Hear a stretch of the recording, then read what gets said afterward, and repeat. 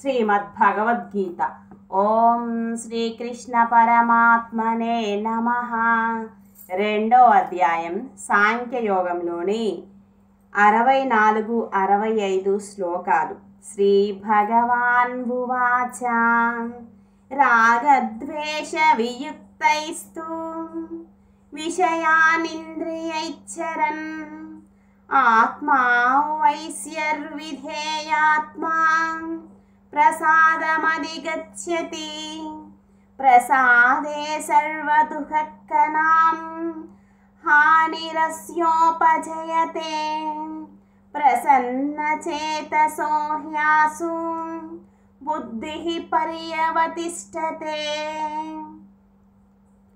భావం: అంతఃకరణమును వశమునందించుకొనిన సాధకుడు రాగద్వేషరహితుడై ఇంద్రియముల ద్వారా విషయములను గ్రహించుచున్న మనశ్శాంతిని పొందును.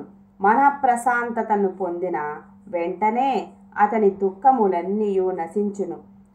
ప్రసన్న చిత్తుడైన కర్మయోగి యొక్క బుద్ధి అన్ని విషయముల నుండి వైదొలిగి పరమాత్మయందు మాత్రమే స్థిరంగా లగ్నమవుతుంది.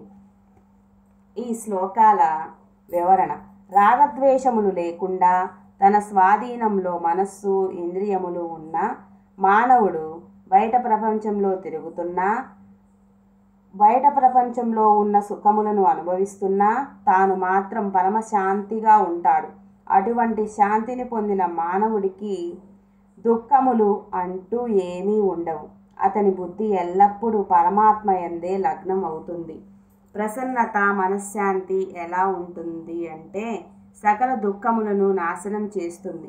అడ్డదిడ్డంగా చెలరేగే ఆలోచనలను, మన ప్రశాంతతను నాశనం చేస్తే ఈ ప్రసన్నత మాత్రం మనలో ఉన్న దుఃఖములను నాశనం చేస్తుంది. దుఃఖాలు నశిస్తే కలిగే స్థితి నిశ్చలానంద స్థితి, బ్రహ్మానంద స్థితి. మనకు ఎక్కడ చూసినా ఆనందం తాండవిస్తుంది. అటువంటి వాడు శ్మశానంలో ఉన్నా కూడా ఆనందంగా ఉంటాడు. ఎటువంటి విపత్తర పరిస్థితుల్లో ఉన్నా కూడా సంయమనం కోల్పోడు. అవి బయట జరిగే పరిణామం. ఈ పరిస్థితి, ఈ ప్రశాంతత ఉంటే బుద్ధి స్థిరంగా ఉంటుంది. మనస్సు ఖచ్చితమైన మార్గంలో ప్రయాణం చేస్తుంది.